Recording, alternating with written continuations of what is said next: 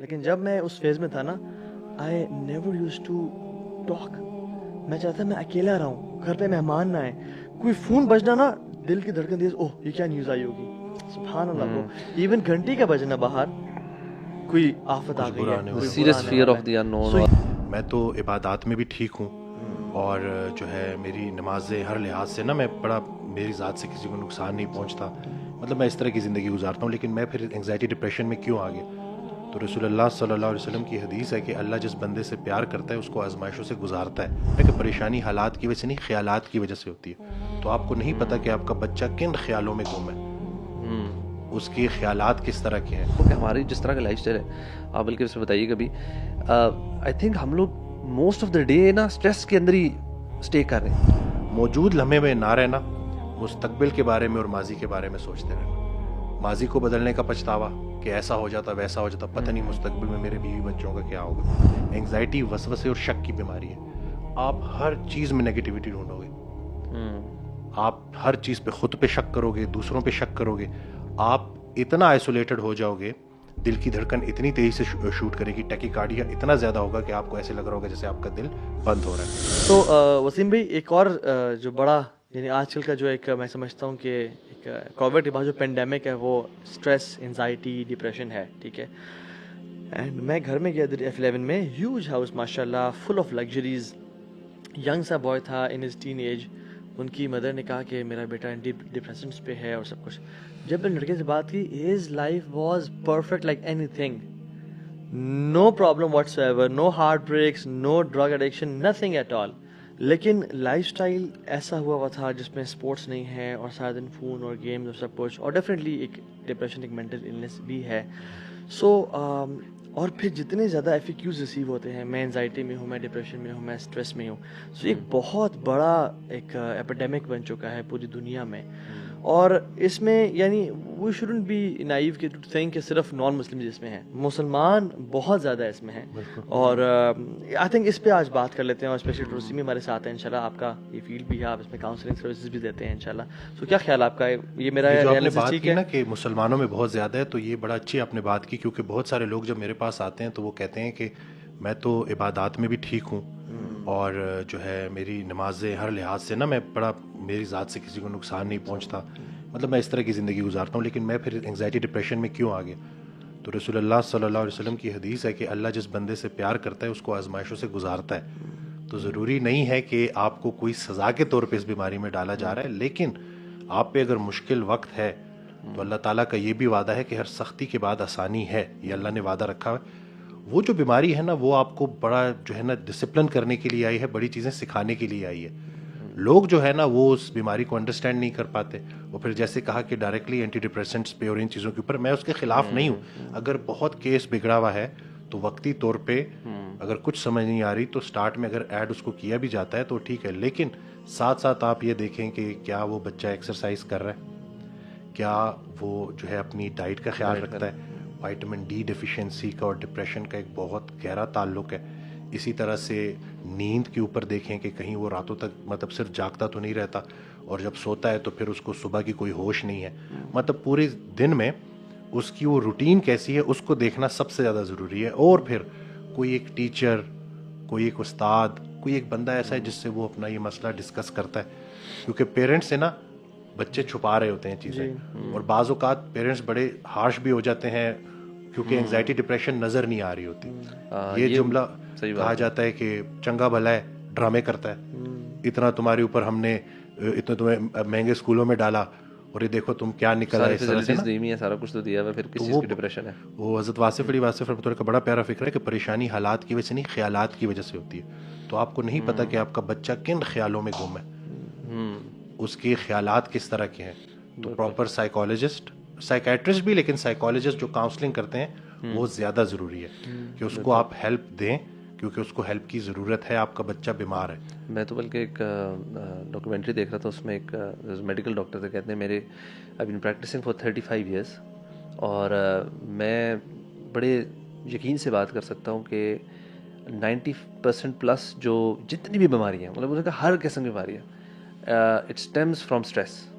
कहते हैं some sort of stress, emotional stress, या क्यों ना कोई इस तरह के कोई स्ट्रेसेस होते हैं जो हमारी इवेंचुअली थॉट से लिंक्ड होते हैं, उनका गहरा ताल्लुक डेफिनेटली हमारी थॉट से, it's all stems from there and it leads to, कहते हैं इवन मेजर बीमारियाँ, कैंसर भी अगर आप जाएंगे ना तो कहीं ना कहीं थॉट, और कहते हैं इनका इलाज अब इस पर बड़ी रिसर्च आ रही है अबाउट हीलिंग और how thoughts can actually develop the process of healing, start the process at least. Medication अपनी जगह है, वो उसको कोई डिनाई नहीं करता। इनफैक्ट ज़्यादातर जो ट्रॉमा होता है, कोई चोट लग जाना, कट लग जाना, इसके ऊपर तो हमें समझ लगती है, बट जो क्रॉनिक जितनी भी है ना डिजीज़ेज़ हो गई, जिसमें स्ट्रेस हो गया, एग्जाइटी होगी, जो चलती आ रही है, इवन फिजिकल भी कुछ, उसका हमारे जहन से बहुत गहरा ताल्लुक है। इवन उसामा सिनिक भी कह रहा था ना, कहता है कि हमारा जो ब्रेन है ना, ये नेगेटिव कमांड्स प्रोसेस नहीं कर सकता। यानी आप कहेंगे ना कि don't be stress, don't take stress, don't take tension, तो वो डोंट के वर्ड को फैदम नहीं कर सकता, वो स्ट्रेस या टेंशन के वर्ड को फैदम कर रहा है। For example, if I tell you guys जो भी सुन रहे हैं, don't think of an elephant, ठीक है, do we all think of an elephant, ठीक है। इवन जो स्कीयर्स होते हैं, वो जब उनको कमांड ये नहीं दी जाती, watch out the tree, watch out the tree, वो दरख्त को देखेंगे और जिस चीज को इंसान देख रहा होता है ना, उसमें जाके इंसान फोकस करता है, उसमें लगता है। सो वो कहते हैं कि watch the path, watch the path. तो इसलिए ये जो हमारा it's all about the perspective. When you look at the obstacles in your life, when you watch the trees and the stones in your life, all what you will do is go and hit them और आप गिर जाएंगे। But when you will watch the path, कि रास्ता कहाँ से निकल रहा है, तो अल्लाह ताला आपको उससे डेफिनेटली निकालना शुरू कर देंगे। इवन बाइकिंग की फील्ड में भी ना, ये हमारा बड़ा कॉमन रूल है। जब हम कॉर्नरिंग कर रहे होते हैं ना, इवन रेसिंग बाइक्स के लिए भी, हमारा चेहरा बिल्कुल इधर नहीं होता, हमारा चेहरा उधर कॉर्नर पे होता है, क्योंकि you go where you look at. आपने जहाँ जाना है आप उस कॉर्नर की तरफ देखते हो। So, ये एक बाइकिंग में यूनिवर्सल रूल है। So again you go where you look at. अगर आप ऑब्स्टेकल्स, परेशानियों को जहन में देख लें कि यार मेरे क्या बनेगा, पता नहीं मैं कर पाऊंगा नहीं कर पाऊंगा, पता नहीं अल्लाह ताला मेरे मामला क्या करेगा फाइनेंशियली, तो फिर हो सकता है वही हो। और हदीस में आता है ना, ज़न्नी अब्दी भी, अपने बंदे के गुमान के मुताबिक, जो गुमान रख रहे हो वो वैसे ही है। अक्सर पेशेंट्स आते हैं, जब वो कहते हैं ना कि हमें एंग्जाइटी है, तो मैं उनसे अगला क्वेश्चन करता हूँ कि एंग्जाइटी स्टार्ट कैसे हुई। तो वो बात करते हैं कि मोहल्ले में किसी की सडन डेथ हो गई। तो फिर मैं उनको ये कहता हूँ कि दुनियादार अचानक मरता है, दीनदार की मौत पूरी प्लानिंग से होती है, उसको अल्लाह पहले से ही ना अपने प्लान के मुताबिक अपनी तरफ बुलाता है। लोग क्या करते हैं, वो कहते हैं कि फलाना मर गया तो अब लगता है मैं भी मरने वाला हूँ। ये फेयर डेवलप होता है। अब फाइट एंड फ्लाइट जो है ना, ये एक अल्लाह ताला का बनाया हुआ निज़ाम है हमारे वजूद के अंदर। मिसाल के तौर पे हम यहाँ बैठे हैं और एकदम से शेर आ जाता है, तो हमने जान बचाने के लिए दौड़ लगानी है। अब वो जो एनर्जी रिक्वायर्ड है ना, वो फाइट एंड फ्लाइट से हमें मिलेगी, कुछ हार्मोन्स रिलीज होंगे। लेकिन जैसे ही हम बच गए, किसी दरख्त के छांव के नीचे हम बैठ गए और हम रिलैक्स कर रहे हैं, अल्लाह का शुक्र अदा करेंगे, अल्लाह तेरा शुक्र है तूने शेर से बचा लिया। अब जो एक्टिवेट होगा वो होगा रेस्ट एंड डाइजेस्ट, आराम करो और हजम करो।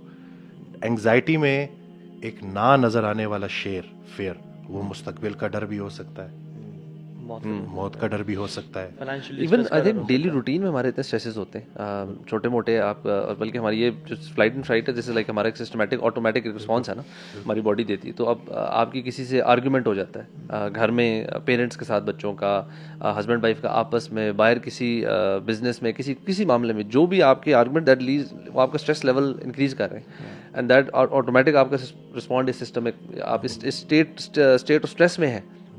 और अब तो मैं नोट करता हूँ कि हमारी जिस तरह का लाइफस्टाइल है, आप बल्कि उसमें बताइए कभी, आई थिंक हम लोग मोस्ट ऑफ द डे ना स्ट्रेस के अंदर ही स्टे कर रहे हैं। हमारा रेस्ट वाला पीरियड जो है ना, कोई लड़ाई हो गई, किसी ने गाली दे दी, ठीक हो गया, अब वो गाली एक दफा दी गई, बिल्कुल एंग्जाइटी का पेशेंट उसको 50,000 दफा अपने दिमाग में रिपीट कर रहा है और उसी के अंदर फंसा हुआ है, ऑब्सेस्ड है उसी थॉट्स के साथ कि उसने मेरे साथ इतना बुरा किया, उसने मुझे एक गाली दी। अब वो ना नजर आने वाला शेर उसको नजर आ रहा है एग्जैक्टली, और वो फाइट एंड फ्लाइट ट्रिगर्ड है। हाँ, और he is in that state. बिल्कुल जैसे गाड़ी के एक्सीलेटर पे आपने पैर रखा हुआ है और आप उसको खींच नहीं रहे हो, बस गाड़ी की जो हालत होगी वही बंदे की हो जाती है। फिर साइकोसोमैटिक, यानी कि जो नफ्सियात हैं वो जिस्मानी शक्ल इख्तियार कर लेती हैं। इस हद तक बॉडी एग्जॉस्ट हो जाती है कि बंदा सोच रहा है कि कहीं मुझे हार्ट अटैक तो नहीं हो रहा, और उसको हार्ट अटैक का पेन स्टार्ट हो जाएगा। आई थिंक हमारा जो इम्यून सिस्टम है उसका रिस्पांस भी खत्म हो जाता है। बिल्कुल सही। बल्कि मुझे पढ़ा था कहते हैं कि हमारे जो ट्रांसप्लांट सर्जरीज होती हैं, कि किसी की किडनी या हार्ट ट्रांसप्लांट करनी है तो उसमें आपको स्ट्रेस हार्मोन्स देते हैं कॉर्टिसोल, वो ताकि डिफरेंट आपका फॉर्म में। जो इम्यून सिस्टम है वो रिस्पॉन्ड ना करे, तब वो सर्जरी प्रोसीजर हो रही होती। तो आप सोचे हम इतने हाई स्ट्रेस में हैं तो हमारा इम्यून सिस्टम भी जब फारिग हुआ पड़ा है तो उसको फिर एड्रीनल फटीग का नाम भी दिया जाता है, बॉडी की बस हो जाती है। इतना ज़्यादा कॉर्टिसोल स्पाइक करता है कि वो जो हमारी कुव्वत मुदाफ़ियत है, जो इम्यूनिटी है, वो कॉम्प्रोमाइज़ हो जाती है। ये जो पोस्ट रीनल ट्रांसप्लांट जो ये कॉर्टिकोस्टेरॉइड्स दिए जाते हैं वो इसलिए दिए जाते हैं ना कि रिजेक्शन ना हो, जो बॉडी का अपना रिस्पॉन्स है उसको रोक लेते हैं। तो आप जब स्ट्रेस ले रहे हैं तो आप अपने उस कॉर्टिसोल को इतना ज़्यादा रिलीज़ करवा रहे हैं बॉडी में, और फिर कॉर्टिसोल जब लेवल्स बढ़ते हैं तो वो हाइपरग्लाइसीमिया यानी कि शुगर के लेवल्स बढ़ाता है। शुगर के लेवल्स बढ़ते हैं तो इंसुलिन के लेवल्स बढ़ते हैं, तो वहाँ से डायबिटीज़ की एक बड़ी वजह स्ट्रेस लेना भी है। अक्सर ख़वातीन आती हैं जिनको टाइप 2 डायबिटीज़ हो जाती है, तो जब मैं उनसे पूछता हूँ कि ये कैसे स्टार्ट हुई, कहते हैं मेरे हस्बैंड की डेथ हो गई, उसके बाद उसी ट्रॉमा से होते होते होते अभी मैंने टेस्ट कराया, मुझे बहुत ज़्यादा पेशाब आ रहा था तो देखा कि मेरी शुगर भी बढ़ गई है। तो ये जो आप बात कर रहे हैं ना कि 90% या शायद उससे भी ज़्यादा बीमारियाँ स्ट्रेस के साथ मुंसलिक हैं, तो वो गलत नहीं है। अच्छा, इसमें ना मैं चाहूँगा कि हम थोड़ा सा ना एग्जाइटी को डिफाइन कर दें, और इवन एग्जाइटी और डिप्रेशन को भी ना, कि हम आपने जैसे कहा ना कि पेशेंट आते हैं तो आप उससे पूछते हैं कि एग्जाइटी कब शुरू हुई। सो मतलब अगर आप किसी पेशेंट से पूछें या किसी पूछें कि व्हाट इज़ एग्जाइटी, मतलब how do the patients actually know कि उनको एग्जाइटी किस लेवल की है और किस तरह क्लैरिटी है। मैंने जो है ना वो अली भाई के साथ, मोहम्मद अली भाई के साथ जो वीडियो में मैंने अपनी को, मैं 3 इयर्स एंग्जाइटी से गुजरा हूँ ना, तो मैंने जब अपनी वो स्टोरी बताई ना, तो उसके बाद कितने लोगों ने कांटेक्ट किया जो कह रहे कि हमें पहली दफ़ा पता चला कि हमें एंग्जाइटी है, नहीं तो उन्होंने कोई सीटी स्कैन, कोई MRI, कैंसर तक उनका जहन गया हुआ था कि पता नहीं हमें कौन सी बीमारी है। एको करा चुके हैं, अच्छा ठीक है ना, ECG करवा चुके हैं, होता है है एंग्जाइटी। बिल्कुल एंग्जाइटी, और फिर वो लीड करती है पैनिक अटैक्स की तरफ। अब एंग्जाइटी है क्या? मौजूद लम्हे में ना रहना, मुस्तकबिल के बारे में और माजी के बारे में सोचते रहना। माजी को बदलने का पछतावा कि ऐसा हो जाता वैसा हो जाता, पता नहीं मुस्तकबिल में मेरे बीवी बच्चों का क्या होगा। तो जो इंसान ये सोचता है कि मेरे बीवी बच्चों का मेरे बाद क्या होगा, उसका ईमान नामुकम्मल, उसने पालने वाली सिर्फ पे ईमान नहीं लाया। एंग्जाइटी वसवसे और शक की बीमारी है। आप हर चीज़ में नेगेटिविटी ढूंढोगे, आप हर चीज़ पे खुद पे शक करोगे, दूसरों पे शक करोगे, आप इतना आइसोलेटेड हो जाओगे, दिल की धड़कन इतनी तेज़ी से शूट करेगी, टैकीकार्डिया इतना ज़्यादा होगा कि आपको ऐसे लग रहा होगा जैसे आपका दिल बंद हो रहा है। इसी तरह से दम घुटना, सफोकेशन, ये प्रॉपर लोग फील करते हैं। इसी तरह से इतनी जिस्म में थकावट कि 5 मिनट का काम करना भी मरीज़ के लिए अजाब होगा, कि अगर मैं ये 5 मिनट भी काम करूंगा तो पता नहीं मैं सारा दिन कैसे गुजारूंगा। तो उसका नतीजा क्या निकलता है? वो आइसोलेशन में चले जाते हैं, सोशल एंग्जाइटी हो जाती है, बंदों से कतराना शुरू हो जाते हैं, एक कमरे तक बंद हो जाते हैं।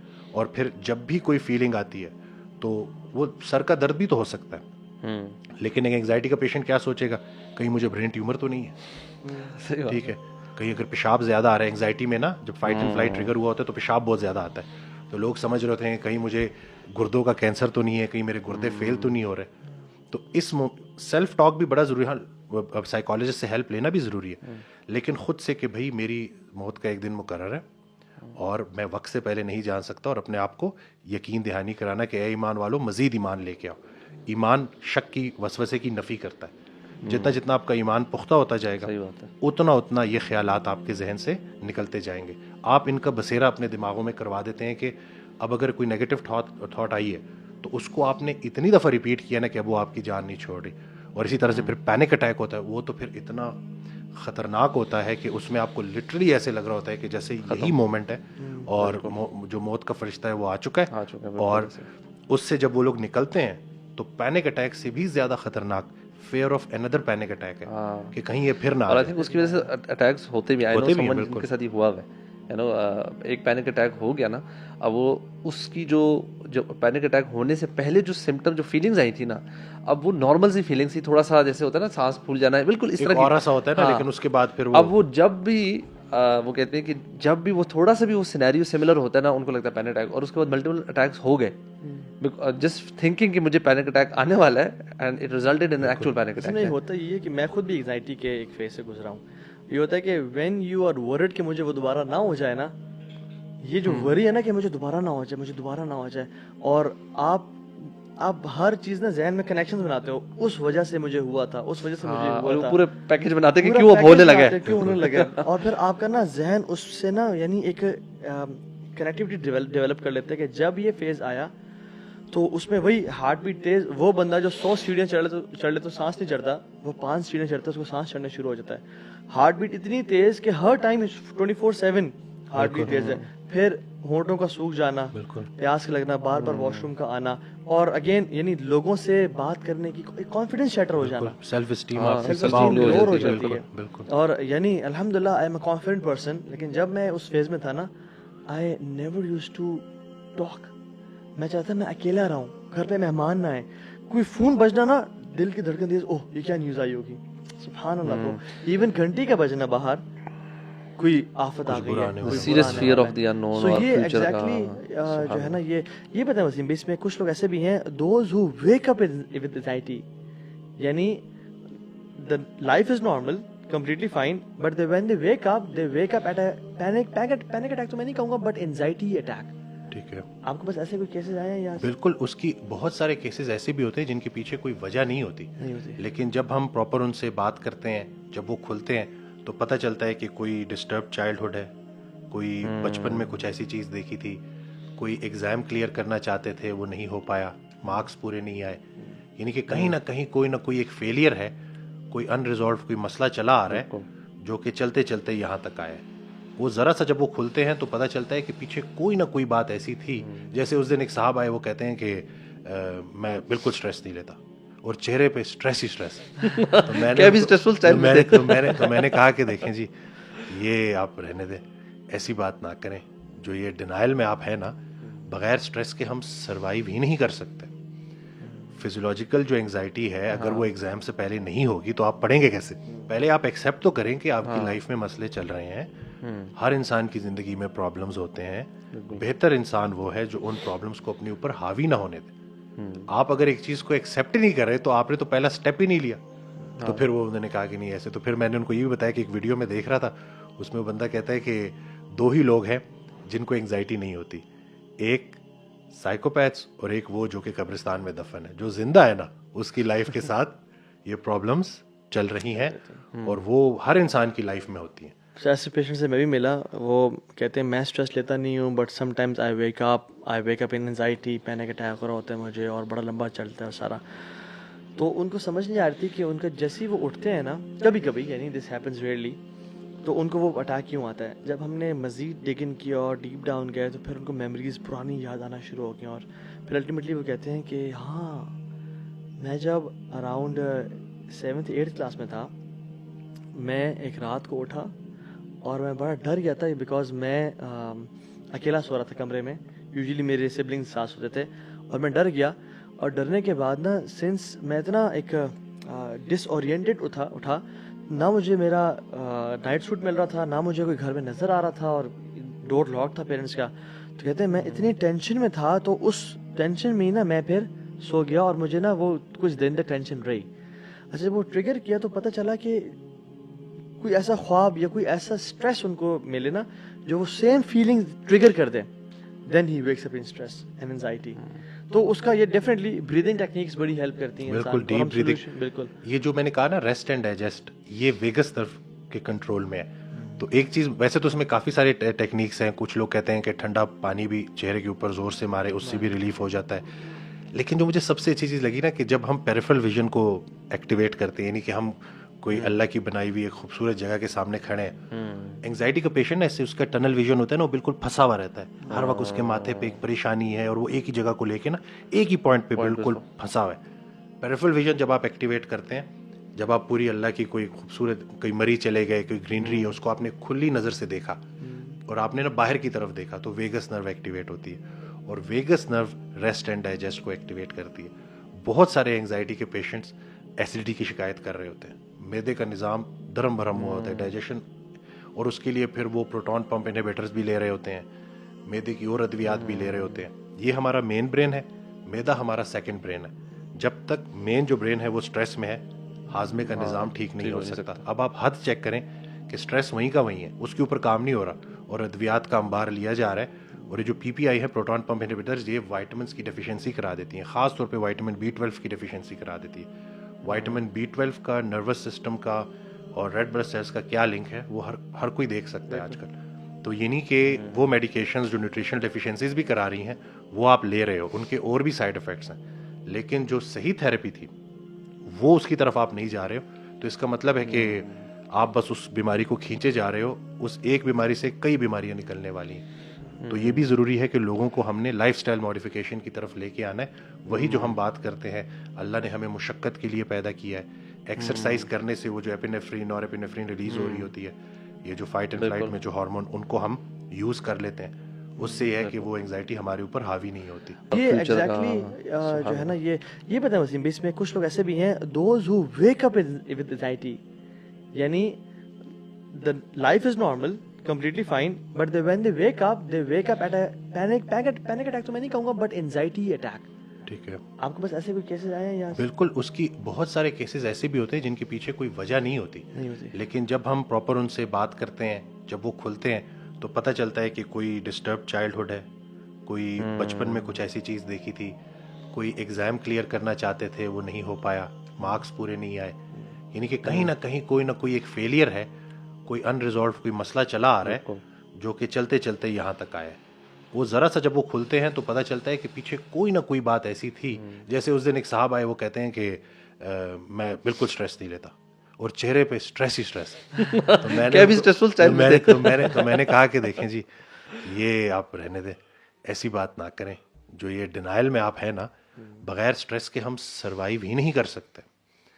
फिजियोलॉजिकल जो एंजाइटी है, अगर वो एग्जाम से पहले नहीं होगी तो आप पढ़ेंगे कैसे? पहले आप एक्सेप्ट तो करें कि आपकी लाइफ में मसले चल रहे हैं, हर इंसान की जिंदगी में प्रॉब्लम्स होते हैं। बेहतर इंसान वो है जो उन प्रॉब्लम्स को अपने ऊपर हावी ना होने दे। आप अगर एक चीज को एक्सेप्ट ही नहीं कर रहे तो आपने तो पहला स्टेप ही नहीं लिया। तो फिर वो उन्होंने कहा कि नहीं ऐसे, तो फिर मैंने उनको ये भी बताया कि एक वीडियो में देख रहा था, उसमें वो बंदा कहता है कि दो ही लोग हैं जिनको एंजाइटी नहीं होती, एक साइकोपैथ्स और एक वो जो कि कब्रिस्तान में दफन है। जो जिंदा है ना, उसकी लाइफ के साथ ये प्रॉब्लम्स चल रही हैं और वो हर इंसान की लाइफ में होती हैं। ऐसे पेशेंट से मैं भी मिला, वो कहते हैं मैं स्ट्रेस लेता नहीं हूँ, but sometimes I wake up in anxiety, panic attack हो रहा होता है मुझे और बड़ा लंबा चलता है सारा। तो उनको समझ नहीं आ रही थी कि उनका जैसे ही वो उठते हैं ना, कभी कभी, यानी दिस हैपन्स रेयरली, तो उनको वो अटैक क्यों आता है। जब हमने मज़ीद डिग इन किया और डीप डाउन गए तो फिर उनको मेमोरीज़ पुरानी याद आना शुरू हो गई, और फिर अल्टीमेटली वो कहते हैं कि हाँ, मैं जब अराउंड 7th 8th क्लास में था, मैं एक रात को उठा और मैं बड़ा डर गया था, बिकॉज मैं अकेला सो रहा था कमरे में, यूजुअली मेरे सिबलिंग्स साथ सोते थे, और मैं डर गया। और डरने के बाद ना, सिंस मैं इतना एक डिसओरिएंटेड उठा, ना मुझे मेरा नाइट सूट मिल रहा था, ना मुझे कोई घर में नज़र आ रहा था, और डोर लॉक था पेरेंट्स का। तो कहते हैं मैं इतनी टेंशन में था, तो उस टेंशन में ही ना मैं फिर सो गया, और मुझे ना वो कुछ दिन तक टेंशन रही। अच्छा, वो ट्रिगर किया तो पता चला कि कोई ऐसा ख्वाब या कोई ऐसा स्ट्रेस उनको मिले ना, जो वो सेम फीलिंग ट्रिगर कर दे, then he wakes up in stress and anxiety. तो उसका ये डेफिनेटली ब्रीदिंग टेक्निक्स बड़ी हेल्प करती हैं। बिल्कुल, डीप ब्रीदिंग। बिल्कुल, ये जो मैंने कहा ना, रेस्ट एंड डाइजेस्ट, ये वेगस नर्व के कंट्रोल में है। तो एक चीज, वैसे तो उसमें काफी सारे टेक्निक्स हैं। कुछ लोग कहते हैं कि ठंडा पानी भी चेहरे के ऊपर जोर से मारे, उससे भी रिलीफ हो जाता है। लेकिन जो मुझे सबसे अच्छी चीज लगी ना, कि जब हम पेरिफेरल विजन को एक्टिवेट करते हैं, यानी कि हम कोई अल्लाह की बनाई हुई एक खूबसूरत जगह के सामने खड़े हैं। एंजाइटी का पेशेंट ऐसे, उसका टनल विजन होता है ना, वो बिल्कुल फंसा हुआ रहता है, हर वक्त उसके माथे पे एक परेशानी है और वो एक ही जगह को लेके ना, एक ही पॉइंट पे बिल्कुल फंसा हुआ है। पेरिफेरल विजन जब आप एक्टिवेट करते हैं, जब आप पूरी अल्लाह की कोई खूबसूरत, कोई मरी चले गए, कोई ग्रीनरी है, उसको आपने खुली नज़र से देखा और आपने ना बाहर की तरफ देखा, तो वेगस नर्व एक्टिवेट होती है, और vagus nerve rest and digest को एक्टिवेट करती है। बहुत सारे एंजाइटी के पेशेंट्स एसिडिटी की शिकायत कर रहे होते हैं, मैदे का निज़ाम धर्म भरम हुआ होता है, डाइजेशन, और उसके लिए फिर वो प्रोटॉन पंप इनहिबिटर्स भी ले रहे होते हैं, मैदे की और अद्वियात भी ले रहे होते हैं। ये हमारा मेन ब्रेन है, मैदा हमारा सेकंड ब्रेन है। जब तक मेन जो ब्रेन है वो स्ट्रेस में है, हाजमे का निज़ाम ठीक नहीं हो सकता। अब आप हद चेक करें कि स्ट्रेस वहीं का वहीं है, उसके ऊपर काम नहीं हो रहा और अद्वियात का अंबार लिया जा रहा है। और ये जो पीपीआई है, प्रोटॉन पंप इनहिबिटर्स, ये विटामिन्स की डेफिशिएंसी करा देती हैं, खास तौर पे विटामिन B12 की डेफिशिएंसी करा देती है। विटामिन B12 का नर्वस सिस्टम का और रेड ब्लड सेल्स का क्या लिंक है, वो हर कोई देख सकता है आजकल। तो ये नहीं कि वो मेडिकेशंस जो न्यूट्रिशनल डेफिशिएंसीज भी करा रही हैं वो आप ले रहे हो, उनके और भी साइड इफ़ेक्ट्स हैं, लेकिन जो सही थेरेपी थी वो उसकी तरफ आप नहीं जा रहे हो। तो इसका मतलब है कि आप बस उस बीमारी को खींचे जा रहे हो, उस एक बीमारी से कई बीमारियां निकलने वाली हैं। तो ये भी ज़रूरी है कि लोगों को हमने लाइफस्टाइल मॉडिफिकेशन की तरफ लेके आना है। वही जो हम बात करते हैं, अल्लाह ने हमें मुशक्क़त के लिए पैदा किया है। एक्सरसाइज करने से वो जो एपिनेफ्रिन और एपिनेफ्रिन रिलीज हो रही होती है, ये जो फाइट एंड फ्लाइट में जो हार्मोन, उनको हम यूज़ कर लेते हैं। उससे यह है कि वो एंजाइटी हमारे ऊपर हावी नहीं होती।